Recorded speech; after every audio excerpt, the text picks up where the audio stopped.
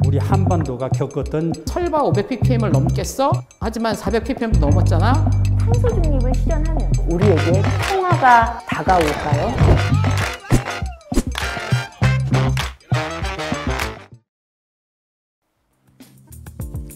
안녕하세요. 과학교사 김수정입니다. 30년 가까이 과학을 별로 좋아하지 않는 아이들한테 어떻게든 과학을 가르치면서 살아왔기 때문에 오늘 기후위기를 이야기하면서도 과학을 가지고 이야기를 좀 하려고 합니다. 이야기를 하기 전에 미세먼지 이야기를 먼저 좀 하고 싶습니다. 우리 모두는 미세먼지에 화들짝합니다. 마치 매일 일기예보를 보듯이 미세먼지 예보 앱을 봅니다. 미세먼지는 대기 중에 길어야 일주일 정도밖에 머물지 않습니다. 그에 반해서 기후위기를 일으키는 온실가스는 어떤가요? 온실가스의 대표주자라고 할 수 있는 이산화탄소만 보더라도 대기 중에 평균적으로 200년을 머뭅니다. 왜 우리는 이렇게 인류에게 더 많은 위기를 가져다주는 기후위기에 대해서 미세먼지만큼도 반응하지 않는 걸까요? 좀 진부한 말이지만 알게 되면 보입니다. 저는 이제부터 기후위기에 대한 이야기를 우리들이 많이 하고 있는 오해를 가지고 이야기를 풀어보려고 합니다. 첫 번째 오해입니다. 온실가스가 없었다면 우리는 오늘 지금 냉동지구에서 살고 있었을 것입니다. 생명체가 발생하고 또 진화하는 그 과정도 겪기 어려웠을 것입니다. 하지만 또 반면에 오늘날 우리는 대기 중에 있는 온실가스 때문에 기후위기를 겪고 있습니다. 46억 년 전 우주의 태양이 탄생하고 그와 함께 지구가 모습을 드러냈습니다. 어린 지구가 대기라는 걸 갖게 되었을 때 그 대기는 오늘날의 것과 사뭇 달랐습니다. 대부분이 이산화탄소와 질소였습니다. 그런데 오늘날 대기 중에 이산화탄소의 농도는 0.04%입니다. 그 많던 이산화탄소는 다 어디로 갔을까요? 어디로 가지 않았습니다. 단지 대기 중에 머물지 않고 대부분은 바다와 그리고 토양과 지각 속에 수백 년, 수천 년을 머물고 있습니다. 그런데 지금으로부터 한 200년 전 어떤 사건이 터졌습니다.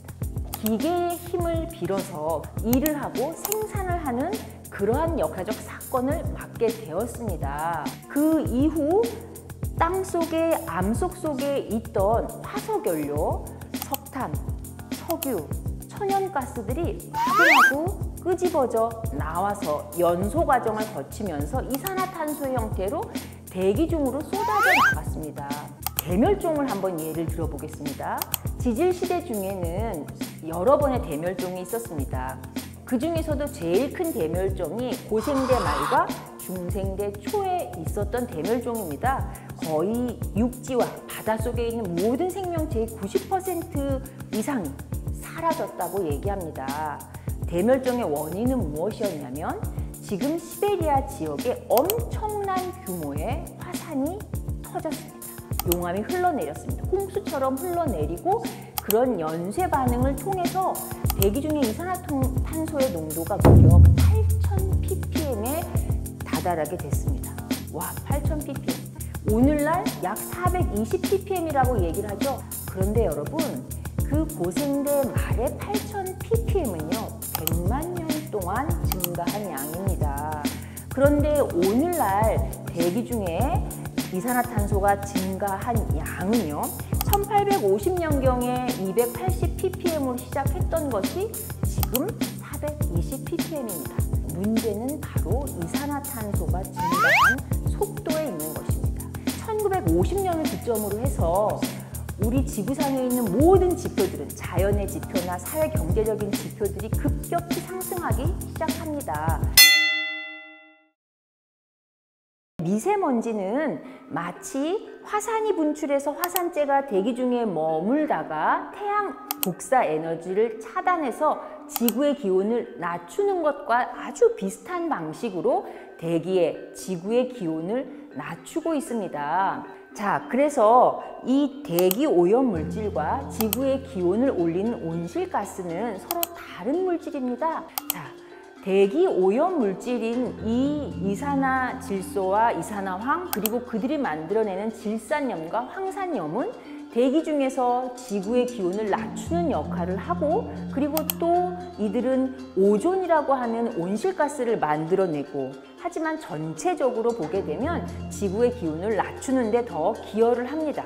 급격하게 대기 중에 있는 온실가스의 농도를 더 이상 늘리지 말아야 하는 이 문제를 어떻게 해결하면 좋을까요?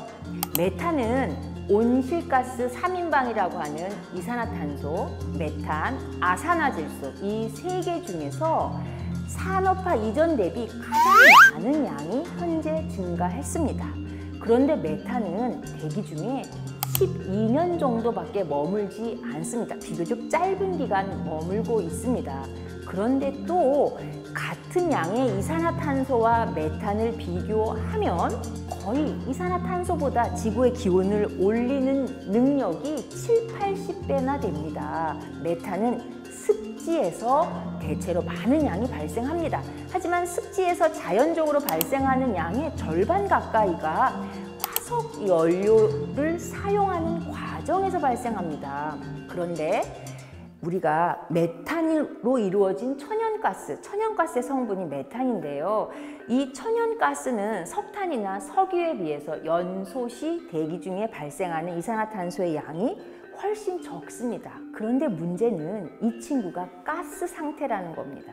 그래서 이 친구를 꺼낼 때, 땅속에서 꺼낼 때나 아니면 수송하는 과정에서 이 자유로운 영혼을 가지고 있는 기체가 마구마구 새어나가는 거죠. 그래서 우리가 새는 메탄가스만, 새는 천연가스만 잡아도 현재 화석연료에서 대기 중으로 배출되는 메탄의 4분의 3을 줄일 수 있을 것이라고 이야기하고 있습니다. 세 번째 오해입니다. 오늘날 기후위기는 온실가스가 일으킨 단독 행동의 결과이다? 아닙니다. 지구는 시스템이라고 이야기합니다. 시스템을 이루고 있는 무수히 많은 요소들이 서로 영향을 주면서 균형을 잡고 있는 걸 우리는 시스템이라고 이야기합니다. 북극으로 가보실까요? 북극은 다른 지역에 비해서 기온이 상승하는 정도가 2배나 높다고 얘기합니다. 왜 그럴까요? 얼음 때문에 그렇습니다. 우리가 스키를 타러 가면 고글 안경을 써야 됩니다. 왜냐하면 갓 내린 순백의 눈은요, 햇빛을 90%나 반사합니다. 북극 바다로 가보실까요? 자, 기온이 올라갔습니다. 수온이 따라서 올라가겠죠? 수온이 올라가면 북극 바다 위에 있는 얼음이 녹습니다. 얼음이 녹고 나면 지푸른 바다가 드러납니다. 그런데 바다는 얼음과는, 눈과는 반대로 90% 이상의 태양 복사 에너지를 흡수하고 있습니다. 그러면 얼음이 사라지고 드러난 바다는 더 많은 태양 에너지를 흡수하게 되겠죠. 그러면 다시 또 수온이 올라가고 다시 또 기온이 올라갑니다. 이런 과정을 통해서 온실 효과는 증폭이 됩니다. 이런 것을 되먹임 혹은 피드백이라고 이야기를 합니다. 숲은 광합성만 하는 게 아닙니다. 물을 끌어올려서 대기 중으로 수증기를 배출합니다. 이 배출한 수증기는요, 열대의 상승하는 기류를 따라서 올라가다가 구름으로 변하고 이 구름은 다시 그 지역에 비를 내립니다. 그래서 숲이 있어야 구름이 만들어지고 구름이 있어야 숲은 다시 비를 얻게 된다는 거죠. 그런데 숲이 사라지고 있습니다. 숲이 사라지면 대기 중에 수증기의 양이 사라지고 수증기의 양이 사라지면 강수량이 줄어들고 강수량이 줄어들면 다시 또 숲이 황폐해지고 이런 피드백이 작용하게 되는 것입니다. 오늘의 기후위기는 온실가스의 단독 행동의 결과가 아닙니다.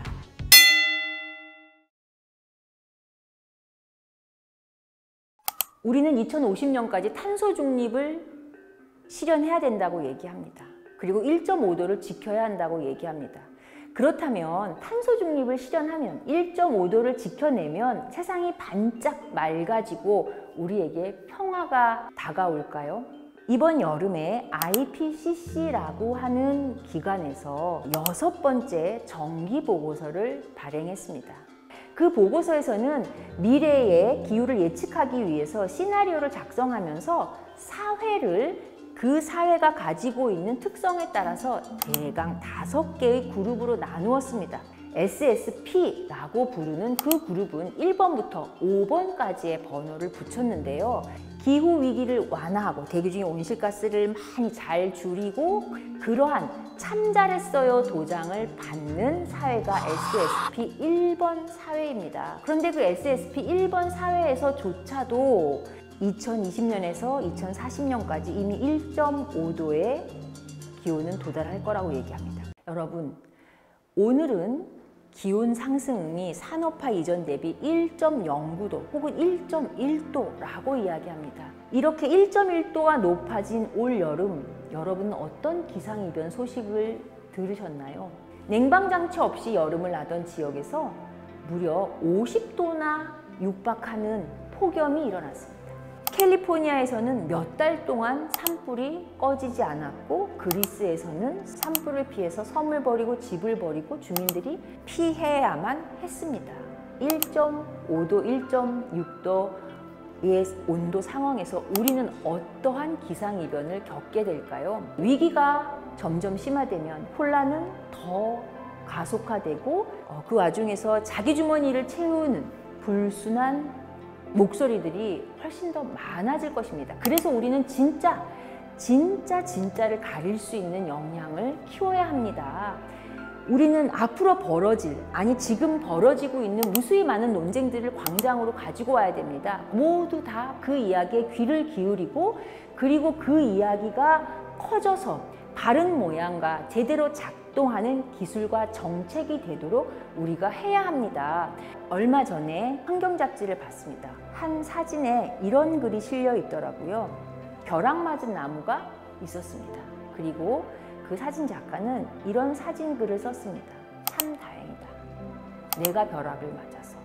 나이든 내가 벼락을 맞아서 이 숲의 어린 나무들을 지킬 수 있어서 참 다행이다.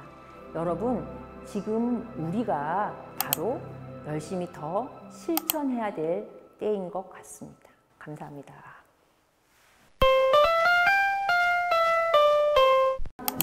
안녕하세요, 선생님. 네, 안녕하세요. 네, 오늘 반갑습니다. 오늘 좀 지구과학에 대해서 좀 어렵게 생각하시는 분들이 많다 보니까 그런 부분에 대해서 질문을 좀 드리려고 합니다. 지구상에 지금까지 되게 대멸종이 5번 있었다 이렇게 들었는데 모두 탄소 농도 증가에 따른 그런 온난화 때문에 그 대멸종이 일어났다 이렇게 말씀하실 수 있을까요?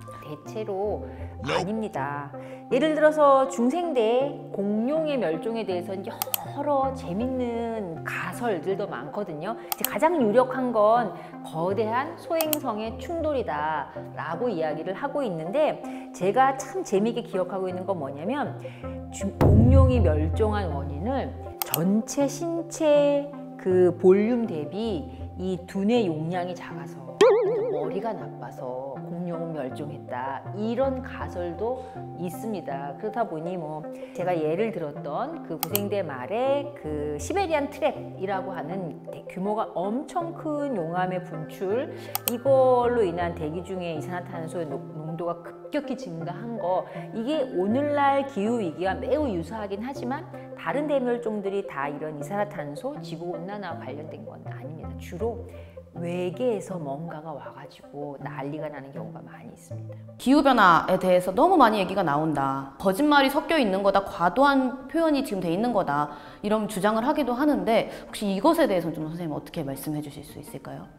그럼 그분들한테 좀 대묻고 싶은 건 있어요. 예를 들어서 점점 더 심해지는 기상이변과 꺼지지 않는 산불들에 대해서 그분들은 이제 뭐라고 설명을 하실 건지 어쨌든 자연스러운 현상이더라도 뭔가 우리에게 기후와 관련된 위기가 점점 더 많아지는 게 그게 사실인 거잖아요. 기후와 관련된 위기가 점점 심화되는 건 그 어느 누구도 부정할 수 없는 사실이다. 네, 저는 그렇게 정리만 해도 될 것 같습니다. 이전 역사 속에서 좀 기후변화가 정말 급변하게 일어났던 그런 포인트들이 있었을까요? 그런 사례를 좀 말씀해 주실 수 있을까요? 영거 드라이아스기라고 하는 지금으로부터 12,000년 전에 가장 최근에 빙하기가 있었어요. 이 빙하기는 아주 유명한 영화랑 얽혀 있어요. 투모로우라고 혹시 보셨어요? 너무 재밌게 봤었어요. 네. 이 투모로우라는 영화의 설정이 뭐였냐면 바닷물이 표층으로도 순환을 하지만 수직 방향의 순환도 하게 되는데, 근데 수직 방향의 순환을 하려면 어디선가는 얘가 내려가는 곳이 있어야겠죠. 내려가려면 주변보다 좀 더 밀도가 커서 무거워야 잘 내려갈 거 아니에요. 그런데 지금 그 내려가는 지점이 그린란드 부근이에요. 근데 그린란드에서 어떤 일이 벌어지고 있냐면 그린란드 대륙빙하가 엄청나게 녹고 있어요. 근데 그 그린란드 대륙빙하가 녹은 물은 바닷물이 아니라 담수잖아요. 그러다 보니까 그 밀도가 커서 가라앉아야 되는데 맹물이 들어오는 거죠. 그러니까 짠 바닷물이 더 싱거워지게 되고, 싱거워지니까 얘가 내려가는 능력이 점점점 줄어들게 돼요. 그래서 영화 투모로우에서 보면은 이 순환 자체가 점점 느려졌기 때문에 일어나는 뭐 빙하기를 설정을 하고 있거든요. 근데 예를 들어서 진짜로 연고 드라이아스가 그런 사건이 있었고, 그때 보면 굉장히 기온이 급격히 변합니다. 근데 다행히 이거는 전 지구적인 문제가 아니라 그 대서양에 국한되어 있었던 부분이라 연고 드라이아스기로 이제 간단히 끝나고 말았죠. 좀 한 가지 더 궁금한 건, 논농사가 좀 기후 좀 변화를 좀 망치는, 기후 위기를 초래하는 농법이다 이렇게 얘기가 있는데, 그러면 좀 그런 부분은 어떻게 좀 바꿀 수 있을까요? 실은 IPCC 보고서에 보면 벼농사라고 딱 온실가스 배출원을 찝고 있습니다. 그런데 왜 이런 온실가스가 만들어지냐면 일단 거름을 많이 씁니다. 거름이라고 하는 게 유기물이죠. 이 유기물이 물속에 있어요. 우리가 공기 중에 있게 되면 얘가 분해되면서 다른 기체가 나올 텐데, 물속에 있으니까 산소가 없는 혐기 상태가 되는 거예요. 산소가 없는 상태가 되면 분해 과정에서 메탄을 발생하는 세균이 막 열심히 작용을 하거든요. 네, 그러니까 1차적으로는 비료의 양을 적정하게 할 것, 이렇게 연구를 하고 있더라고요. 기후변화에 요즘 특히 더 관심을 가지는 사람이 많아지는 것 같은데, 좀 관심은 있는데 왜 이렇게 어려울까, 이렇게 생각하는 분들이 많은 것 같아요. 기사를 읽다가도 그렇고. 좀 이런 부분은 어떻게 좀 쉽게 공부하는 방법이 있을까요? 공부를 쉽게 하려고 하면 성적이 안 좋아요. 공부를 못합니다. 일단 어려운 건 어렵게 공부해야 되는 게 맞는데요. 저는 과학자들한테도 좀 책임을 묻고 싶습니다. 기후위기는 전 지구의 문제잖아요. 기후위기가 인간의 얼굴을 하고 인간의 말을 해야죠. 과학자들은 그렇게 쉽게 쓰는 노력을 하고, 우리는 또 그 어려운 용어를 이해하려고 하는 노력을 반드시 해야 된다고 생각합니다. 기후위기를 막기 위한 첫 번째는 서로 이야기하기.